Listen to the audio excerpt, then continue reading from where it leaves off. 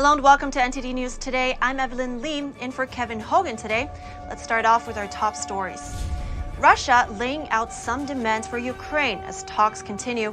Humanitarian corridors also supposed to open today, but the two sides disagree on the routes. Secretary of State Antony Blinken assures Lithuania of NATO and U.S. protection. The senior diplomat is currently on a 2-day visit to the Baltic states. A monitoring group says Russia has detained thousands for protesting the war in Ukraine. The group says the protesters are from 56 cities across Russia.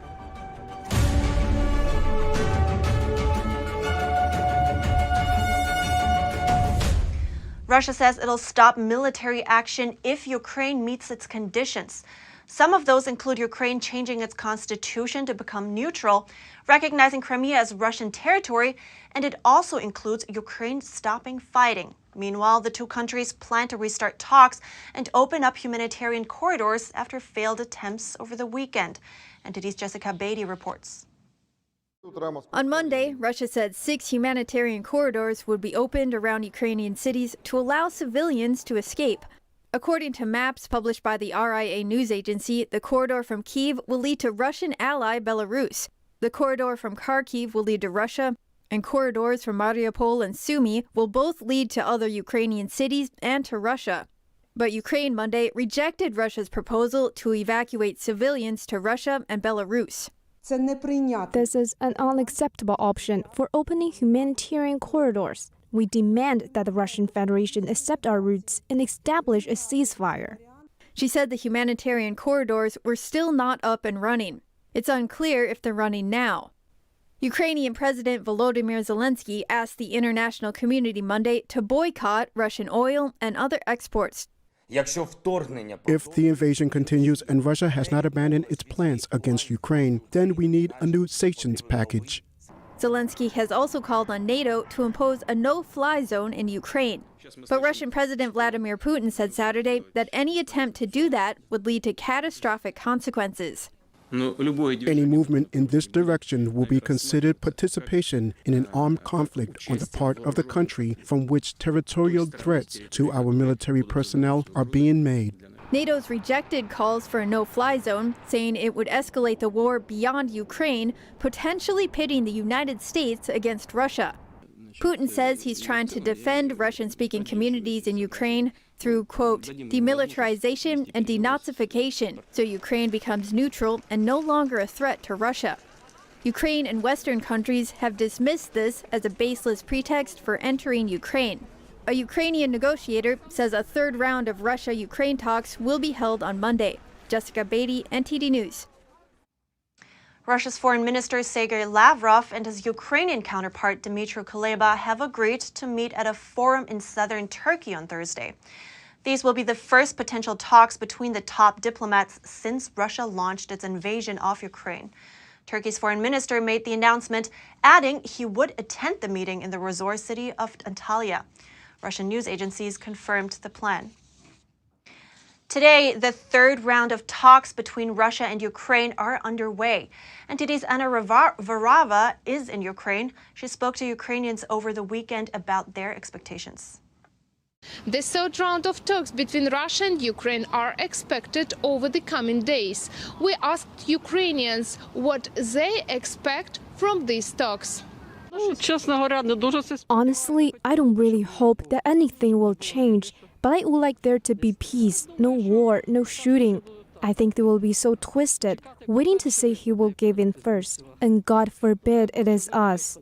The hope is that something will change, but there's little faith in it. Of course, we want them to get off our land, and it's clear that they have a different position. Every day we wait for it all to end. We cry, we pray, we're very worried, and every day we expect it to end. We hope that one day this reptile will be severely punished. We're for Ukraine. We hope it will end soon, and let's see how it will be. We all believe in our victory. I really hope that everything will end as soon as possible, and our people will be able to get off their basements, out of their apartments, because many of my friends were injured. Their parents, even their apartments were damaged. I have a lot of close friends who no longer have a home. So let's hope, and we'll hope, and we want to go home. Ми віримо в свою державу, в своє ЗСУ. We believe in our state, in our armed forces, and we do not believe in Russia. We believe in our victory and that we're stronger. We believe that God is on our side. And Russia's invasion of Ukraine is sending shockwaves across the Baltic states of Lithuania, Latvia, and Estonia. U.S. Secretary of State Antony Blinken is touring the region, assuring protection from NATO and the United States. Secretary of State Antony Blinken is on a two-day visit to the Baltics, starting in Vilnius, the capital of Lithuania. The president of Lithuania called Russia's aggression against Ukraine a long-term threat to European security. I must say that strengthening deterrence is not longer enough, and we need forward defense here in place, because otherwise it will be too late, dear Mr. Secretary. At a news conference with the country's top officials, Blinken assured Lithuania of NATO protection and U.S. support. The United States' commitment to Article 5, an attack on one is an attack on all. That commitment is sacrosanct. Lithuania is also facing pressure from communist China after allowing Taiwan to open a de facto embassy in Vilnius. Blinken said the Ukraine situation was relevant to Lithuania's Taiwan situation, as all countries should have the right to pursue their own foreign policies. We respect and support Lithuania's decision to expand commercial ties with Taiwan, another leading democracy. Beijing has responded to Vilnius' decision with economic coercion and political pressure designed to divide the European Union and punishing Lithuania into reversing course. We support the EU's decision to launch a legal challenge against China at the WTO. We have to defend the rules that keep trade fair. And economic sanctions against Russia continue to increase. Blinken on Sunday said the U.S. and European allies are discussing a ban on Russian oil imports. Ukrainian President Volodymyr Zelenskyy is still seeking Western support in the form of more weapons. And in a Zoom call with U.S. lawmakers, he asked specifically for Russian-made aircraft. And on Sunday, the U.S. ambassador to the United Nations confirmed on ABC that U.S. troops will not enter Ukraine. President Biden has been very, very clear that American troops will not be put on the ground or in the air to escalate this war and make this an American war against the Russians. She also said the U.S. would back Ukraine in every other way possible and mentioned the more than $1 billion already sent. Meanwhile, Secretary Blinken announced that NATO member Poland has a green light to send warplanes to Ukraine. The White House is now discussing with Warsaw on how jets can be made available to Poland and other NATO countries. The U.S. State Department is asking Americans living in Russia to leave as soon as possible. The agency has also issued a Level 4 Do Not Travel alert to warn U.S. citizens against traveling to Russia.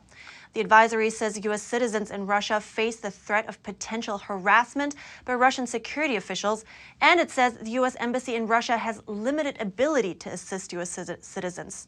The agency asks U.S. citizens who wish to leave to make their own travel arrangements as soon as possible. It says travel conditions in the country could change without notice. The advisory also says that if U.S. citizens can get to a country outside of Russia, they can contact a U.S. embassy in that country to get assistance. However, Russia's advance through Ukraine could soon be unsustainable due to military losses. That's according to a British military analyst. And meanwhile, residents in some areas are sleeping underground to escape the more than 6 days of shelling by Russian forces. British military analyst Ed Arnold says Russia's advance in Ukraine won't be sustainable within 3 weeks, citing its current rate of military losses. We do have indications that this operation will be unsustainable within about 3 weeks from the Russian perspective, in which case that they would have to consolidate the gains already made and look to see a way of trying to freeze the conflict on the current lines of advance while they mobilize more forces from Russia. In the Ukrainian city of Mariupol, trapped residents are sleeping underground to escape more than 6 days of shelling by Russian forces. A few days ago, ceasefire talks between Moscow and Kyiv ended with no results. About half of the city's population has yet to be evacuated. Arnold says the level of refugee activity in Europe has not been seen since World War II. Ultimately, there's a trust deficit between both sides, and while the ceasefire is in play, the military on both sides are able to make gains. So it's very difficult to actually enforce. We'll probably see very similar in the next couple of days, with some civilians getting out, but some remaining trapped in Mariupol. According to EU's foreign policy chief Josep Borrell, up to 5 million Ukrainians are expected to flee the country if the Russian shelling continues. He proposed mobilization all EU resources to help those countries that receive refugees. And the head of UK's armed forces is calling on Russia to stop this shocking war and bring its forces back to Russia. What we're seeing is a Russian armed forces that are struggling to take Ukraine. We're seeing a remarkable fight back from both Ukrainian armed forces and the civilian population. And we're seeing the world come together to apply pressure on Russia. And so this is going to be a tough fight. This is going to be a long fight. Russia has repeatedly denied targeting civilian areas. Police detained thousands of people across Russia on Sunday. They were protesting President Vladimir Putin's invasion of Ukraine. That's according to an independent protest monitoring group. They say they've documented the detention of over 4,300 people in 56 cities across the country. Video obtained by Reuters showed dozens of protesters in Yekaterinburg being detained on Sunday, and one protester there was shown being beaten with a baton and kicked on the ground by police in riot gear. The video showed numerous protesters, some elderly, being escorted onto buses by security forces. Russia's Interior Ministry said earlier that police had detained around 3,500 people, including 1,700 in Moscow, 750 in St. Petersburg, and 1,061 in other cities. The Interior Ministry also said 5,200 people had taken part in the protests. Some Russian state-controlled media carried short reports about Sunday's protests, but they did not feature high in news bulletins. The last Russian protests with a similar number of arrests were in January of last year, when thousands demanded the release of opposition leader Alexei Navalny after he was arrested upon returning from Germany, where he had been recovering from being poisoned with a nerve agent.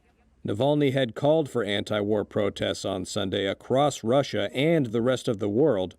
Protesters gathered at Parliament Square in London on Sunday and outside the White House in Washington, D.C., as well as in Mexico City, New Delhi, Istanbul, Budapest, Belgrade, and Brussels. And residents of some Ukrainian towns and cities occupied by Russian forces also took to the streets in protest. The list of businesses suspending operations in Russia is growing. The U.S. payment firms Visa and Mastercard are also suspending operations in Russia over its invasion of Ukraine. Both companies say that soon all transactions with cards issued in Russia will no longer work outside the country, while cards issued outside of Russia will no longer work within it. President Biden welcomed the decisions by the companies in a call with Ukraine's President Volodymyr Zelenskyy. Ukraine's central bank chief Kyrylo Shevchenko told Nikkei Asia that he and Zelenskyy had urged the two firms to suspend their Russian operations to increase pressure on the regime over its invasion of Ukraine, which Moscow describes as a special military operation. Visa and Mastercard stand to lose significant business from Russia, with both firms reporting that their net revenues from the country last year was about 4% of their totals. But the move could also mean more disruption for Russians, who are bracing for an uncertain future of spiraling inflation, economic hardship, and an even sharper squeeze on imported goods. However, Russia has been taking steps to increase the independence of its financial system for years. It set up its own banking messaging system as an alternative to global payment system SWIFT, as well as its own card payment system, which began operating in 2015.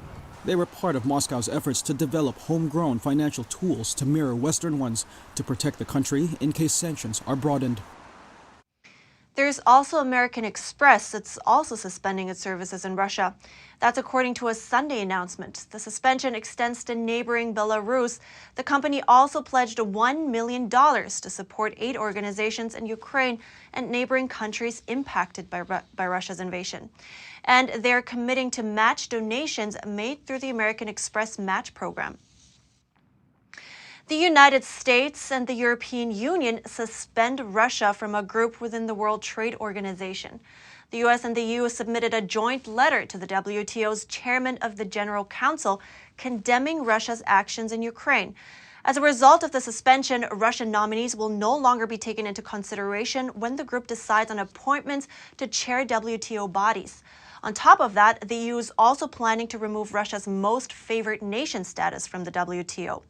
This would disrupt Moscow's $105 billion worth of annual exports to the bloc. Making them costlier, that's because any company in the bloc doing businesses with Moscow would need to pay additional tariffs. Russia's biggest trade partner right now is the EU. Total trade between the two was valued at almost $190 billion in 2020, and out of that, almost $73 billion was for the EU's imports of Russian crude oil. A conductor warns against condemning Russian culture for President Putin's politics. He says he's witnessed countries in Europe banning Russian works of art. Russian culture is not the same as Russian politics. We must condemn politics loud and clear and distance ourselves from it unequivocally. But we must not allow a witch hunt against Russian people and culture. Emerging bans and boycotts, for example, of Russian music and literature in various European countries, evoke the very worst associations in me. Star conductor Daniel Barenboim made the statement at a charity concert to benefit Ukrainians. He told the audience how shocked he was that a symposium on Russian author Dostoevsky was canceled in Italy because of the Russian nationality of the author. He also mentioned that Poland has forbidden the playing of Russian music of any century. Barenboim himself is of Ukrainian and Belarusian origin. His family fled anti-Semitic persecution in those countries. As part of the concert, he conducted the Ukrainian national anthem. And coming up, the People's Convoy has been staying in Maryland since Friday, and they have yet to enter Washington, D.C. One speaker told the convoy they could be detained if they enter the D.C. area.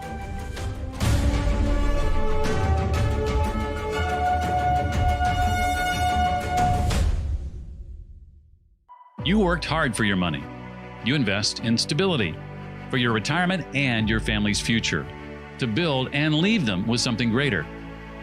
The next unprecedented financial crisis, political misstep, or unstable government can depreciate it all away. It was called the gold standard for a reason, the financial preservation of tomorrow. Diversify your assets against inflation, market volatility, and the unknown with real money. Hedge your wealth with the purest form of money, physical gold and silver. Because any currency printed on paper can be manipulated. What's backing up your IRA? Do what you need to do right now to be prepared with the Reagan Gold Group. Visit now, rggusakit.com, or call us at 866-912-1384. Receive up to $2,500 in free silver coins and a free safe with your new precious metals IRA. Call now. Secure, the true solution for your digital privacy and security. Secure is a private and secure messaging and email solution hosted in Switzerland, using military-grade encryption and Swiss privacy laws, giving you true privacy. Secure is 100% private and does not collect or sell any of your personal data. Secure's Helix technology connects you securely to our Swiss servers without the need of a VPN, guaranteeing privacy and security for all your communications. Secure Messenger doesn't require your phone number or any personal data that hackers target.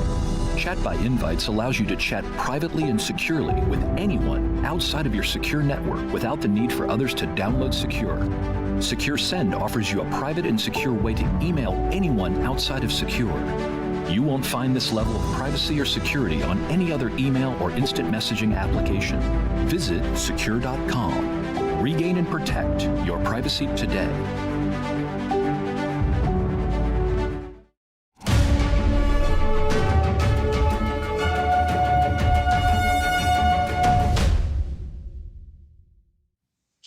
The People's Convoy is currently staying in Hagerstown, Maryland. The group is made up of people and their vehicles asking that pandemic-related restrictions be lifted. The crowd has yet to enter Washington, D.C., but one speaker said members of the convoy could be detained if they enter the Capitol. NTD's Jason Perry has a story. The People's Convoy was supposed to arrive at the Capitol Beltway, which surrounds Washington, D.C., on Saturday, March 5th. Joshua Yoder said he talked with federal agents. They said anyone who enters D.C. with the convoy will probably be detained. and do not go into the District of Columbia. I'm begging you. Stand up peacefully, stand up lawfully, and make a difference. And we're going to do that. You're going to do that by voting. You're going to do that by standing up and making your voices heard. The next morning, the co-organizer of the People's Convoy, Brian Brazzi, told the crowd that people in D.C. were willing to meet with them. And he added that today we decided that we're going to go onto the Beltway. The instructions were to make 2 laps around the Capitol Beltway, but not to enter D.C. at the time. Then the convoy lined up and headed to I-495. I'm now here on the Capitol Beltway, right outside of Washington, D.C. The People's Convoy is making 2 laps around the Capitol. And after they finish that, they plan to return to Maryland and discuss their plan to try to end all COVID mandates as they rally for freedom. I think today was a very special day. I think today we have a win. Today was amazing. It looked good on all the live feeds that I was able to watch and all the news reports that I was getting. Everybody wanting statements and questions and then watching the fake news say fake crap as usual. We talked to some people to see how they felt about driving in the convoy around D.C. It was amazing. I've done a lot of things in my life and I never felt part of such an amazing thing ever. It's amazing. It's an amazing feeling to see what the news media doesn't show, which is Americans coming together. Like I said, every man, woman, and child, they are standing up, but it's not being reported like it should be. It's just a beautiful thing. The organizer of the People's Convoy says today was a success when they drove around 2 laps around D.C. And he asked everyone just to hang out, and they'll be watching a movie tonight called Convoy. And they'll have their briefing tomorrow morning for their next convoy at 8 a.m. Jason Perry, NTD News, Maryland. Wildfires in the Florida Panhandle are growing and forcing evacuations. The Adkins Avenue fire in Bay County has reportedly burned 1,400 acres and is 35% contained as of Sunday. Strong winds are making it hard for crews to fully contain the fire. Evacuation orders are still in place for about 600 homes.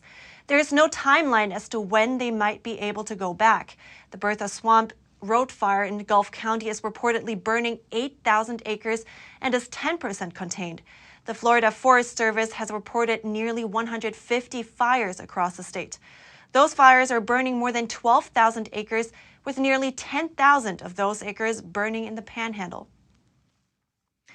A suspected migrant boat ran aground in Key Largo, Florida on Sunday.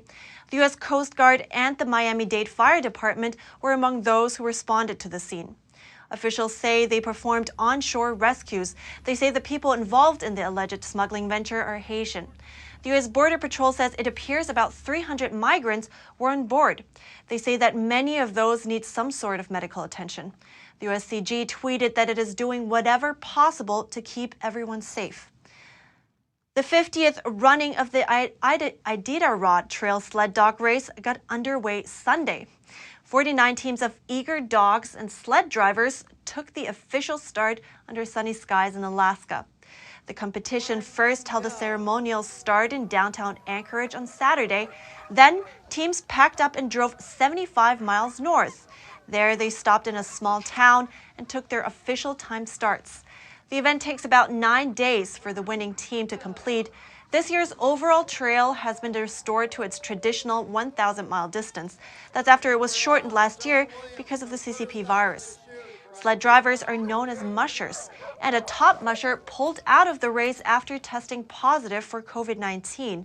Four-time champion Jeff King planned to sit out this year's contest, but he stepped in to drive the absent musher's sled. And that's it for NTD News Today. Catch us again tonight at 6:30 Eastern with Stephanie Cox.